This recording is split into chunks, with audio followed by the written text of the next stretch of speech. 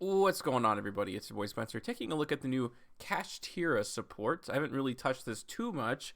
I put Fenrir in my Monarch Eldritch deck, but that's about as far as I've gone. And there's this new wave of support that's coming out. One of the cards is like, it's a card designed to be banned, essentially. It's insane, and you'll see that in a moment. But there's this new level 4 Kashtira monster, and you'll just see how this ends up working out. It's so crazy what you can do with this deck now. If there's what? So there's 6 copies. So like, if you get Unicorn in your opening hand, oh my gosh, you get to go off. So this lets you search a Kashtira spell. This is the new spell that's coming out right here, the Papyrus. This special summons one from the deck, and that is going to be Fenrir. Fenrir searches one from the deck, and that's going to be the new Rise Heart. So Rise Heart is a free level 4 special summon.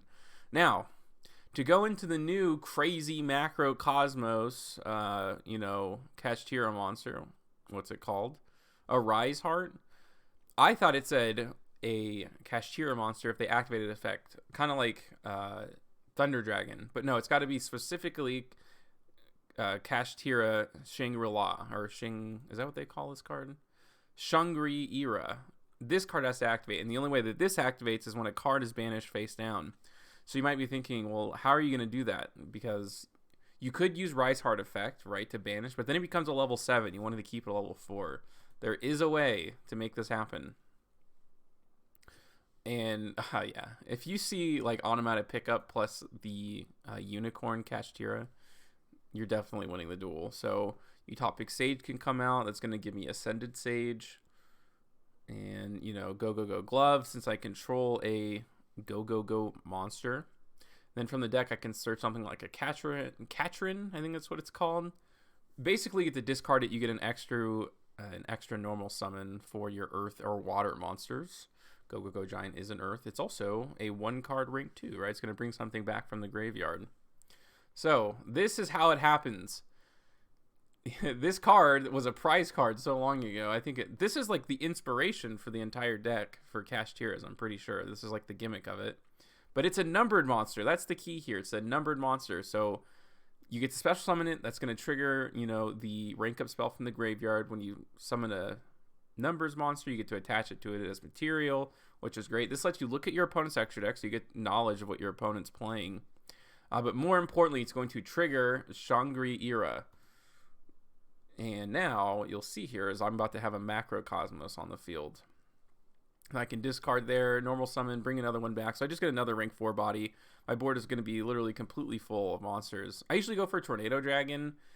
There's obviously a few options you can go for, like insert rank 4. Like, you don't need a Best Dweller. You have Macrocosmos on the field, so you might as well go for something else. And I feel like this is pretty good. There's also that I don't even know what it's called. I think it's like Hand or Fist or something. It's like a quick effect negate, but it's only like on the field. I just feel like Tornado Dragon's like ubiquitously good. So I have a monster negate in F-Zero. I can pop a spell and trap Macrocosmos, and of course, during my opponent's turn, I still have 2 more goes with number 99 here, which is also going to trigger your Kashtira, which is pretty cool because this, banishes something. So this has 4 materials. Now, these are just test hands, so this is just like the AI, obviously. So I can pretty much just leave. So yeah, that is the end board. Pretty good, right? That spell and trap negate, that monster negate, Macrocosmos that banishes as a quick effect, and this will also banish a card face down. And also your opponent just going to have a really hard time getting through this, right? It changes a monster's attack to 0, and also number 38 can attacks towards itself. So your board is like super ultra protected, which is great. It's very hard to break this board if it ends up being put up. So let's go to combo number 2. This one's a little bit worse, right? No Onomata pickup or Onomata. I can't remember the names of those now. I get them mixed up. But Unicorn, so this is a good place to start, right? You can either get the field spell or you just hard open Unicorn, right? You're playing 6 copies, 3 of the actual monster, 3 of the field spell. Fenrir can go ahead and grab me. And then I can go ahead and special summon here with Rise Heart. Normal summon. I do have the Katrin already in my hand, which does help. So I'm basically just going to have one less rank 4. I'm not going to have that Tornado Dragon, which is definitely a bit unfortunate, but there are definitely worse things out there in the world. And I can go grab a Gigantus, just so I can go into F-Zero, right? And give myself a little bit of follow-up during the next turn. Oh, actually, in this case, I needed it. So, yeah, that Gigantus is so clutch. Just whenever you need it, it's just a free body from the deck, obviously, searchable with Gallic Granite. And I can go ahead and just special summon there, go into number 89. Being able to know what your opponent's playing and, thinking of tier limits, if you could just take out your opponent's Kit Kalos, like, on before they even get to start their turn, it's obviously very good. And macrocosmos is also pretty good, I would say, against this deck. So yeah, boohoo, obviously, that I didn't open that extra extender. This end board, I think, is still pretty good. And again, this is just the AI, so you can just get that quick effect banishment, which is great. Everything gets attached. This banishes face down. Just getting rid of your opponent's card, why not? While it's on the field at least. So I'm going to go ahead and leave here, and we'll go to the last combo. So the whole thing is like, that's just a part of the engine now of the deck. But you can also just, like, normal open, right, your plays. It doesn't always have to be through Kashtira. It's not the only way to combo. There's also just this regular Onomatopoeia deck. When you have the Utopic Onomatopoeia plus Go Go Go Glove and the Gigas, you just get so many rank 4 bodies. You're going to be able to put up pretty much anything that you want. The only thing you're not going to have is the Kashtira boss monster. So F-Zero comes down. I get to normal summon Go Go Go Giant, bringing back something. That's going to be the Go Go Go Glove. That's going to turn into an Abyss Dweller. And then I can go into Utopia. That turns into S39, which gets ranked up using Utopia Force, giving myself 2 uses of this card. So you always want to summon number 38 first. Just your opponent's not going to be acting a lot of monster effects in the standby phase. They would have, like, during your turn. Like, mostly it's going to be quick play spells, so it's always better to do this first, because otherwise it's going to be, you're going to try to chain to bring out Hope Harbinger, and then they're going to just chain the spell card, whatever the quick play spell is. Whether that be Runic or that could also be, what's it called? Fallen of Albaz. They have that quick play spell, Branded Opening. So lots of examples of those kinds of cards. All right, so now let's go ahead and jump into the gameplay. I think I want to start here. So I'm pretty sure this is just full combo. So I'll just go ahead and show this off real quick. Oh, no. So this one's great. So I was like, what if you just open up Fenrir? Isn't that bad? No, it's not. Because otherwise, it's just, first, Fenrir. That's an interruption. That searches a free 4. And you can't complain too much about that. All it does is lock you in XYZs, which is so funny. It's literally like this card was designed to be in this deck. But it essentially is. And this is going to be pretty much anything I could ask for, because I think I have Go Go Go Glove and the Gigas in the graveyard. I'm going to have a literal full, like, board of monsters. I will not have space to put another monster on my side of the field. Those 2 come back again. This is going to be Abyss Dweller this time, so... And that's going to turn into number 99. Goes into Hope Harbinger. So what does this mean? No, I didn't open up Unicorn, but now I have Fenrir. I have Abyss Dweller. I have Hope Harbinger. I have F-Zero. And then I also have number 90 now.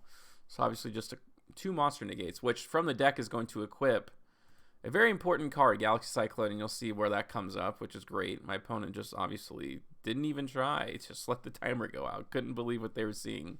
But a lot of interruption, a lot of solid, just really good interruption. So I think this is the one that I wanted to show. And this time I think I do open the field spell. I did also open up Papias, if that's how you say it. But that's okay. Like, normally you search with Unicorn, but it's not like it's a Garnet. You just get 1 less card. Considering the end board, I don't think that's so bad. So that's just going to be freely special summon out. It's so incredible. And that's going to go into the, basically the stepping stone. But it's good to use this as a stepping stone, because it automatically gives it the 3rd material, right? It has 2 materials itself, and then you overlay on top. So if you hard make it, sometimes you don't always have it right away, versus in this combo, obviously, you'll just have access to that quick effect banishment at any time. I don't even think I need Gigantix in this combo. I don't remember. But I can go into F-Zero, bring back the Go Go Go Glove. Actually, I did need it. This card's crazy. I also still play Researcher, but that's only like when you open up very certain hands. So, very versatile deck and what you can do. Diablo, so I can go ahead and take a look. At this point, I knew I was like, oh, I'm playing Trap Trick. Okay, interesting. And I'm going to go ahead and use the effect. That way I can now overlay, which is great. So good. So a pop, obviously. I looked at his extra deck. I got rid of, one of his XYZs. Although I think he also had Baguska, and maybe I should have chosen that one because I kind of, like, am very vulnerable if he just gets one more 4 on the board. But I do also, have the Arise Heart. So I was thinking, I'm just going to go ahead and banish that. I feel like he's got to have, like, a spell to extend, and I already have the answer for that. I didn't even use F-Zero at this point. Or, like, any of my other interruption. I barely started, It's just having a macrocosmos is so crazy good, obviously. This is against Runic. I think I actually opened up bad, but... Oh, it's, like, okay. So, like, the one thing that's unfortunate about this deck is...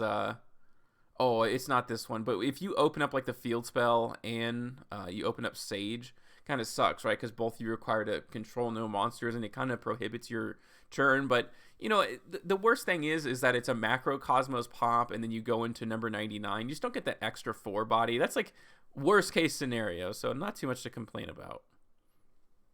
But yeah, in this case, I just opened up with Sage, so I'm gonna get a spell negate and a monster negate.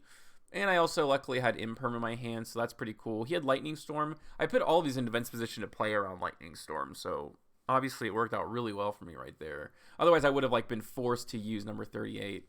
But yeah, during my turn, obviously, I search Galaxy Cyclone to attach it as material, so he thinks he's got me with there could be only one, but no, sir, I searched the out. That's why I play this card. Crazy, crazy, crazy. Love the utility there. It's so fun. And yeah, I can just go into Tornado Dragon too to get rid of his messenger piece. But that was a really fun interaction.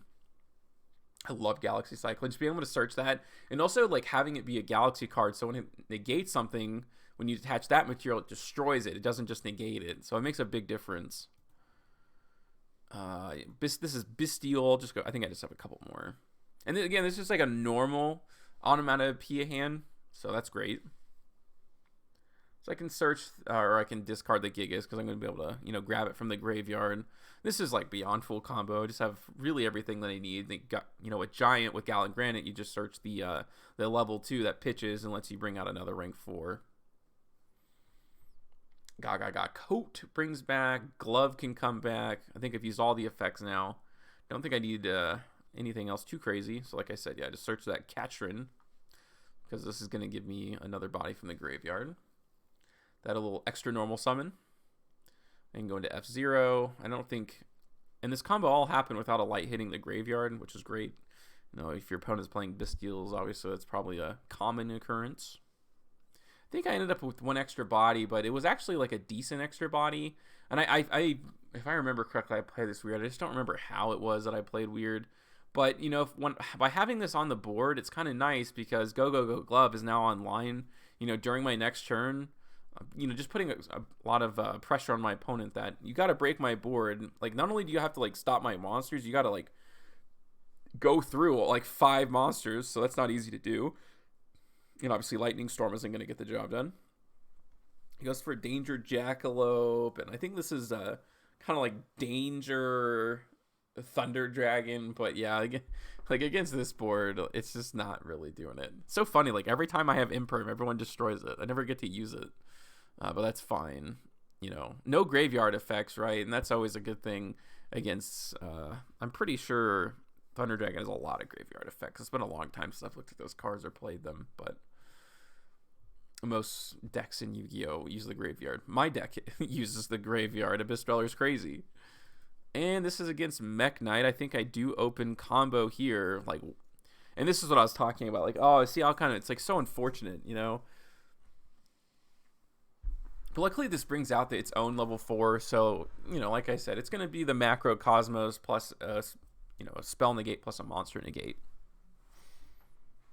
And I'd have crazy follow-up, right? I can't use automatic pickup because all of those require you to, like, normal summon to get your play started. But, I got to go through Ascended Sage first, of course. Like, there's nothing, not really a question.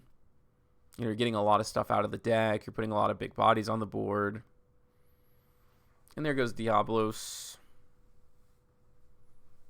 I got rid of his Galatea. Like, so much better to start this way.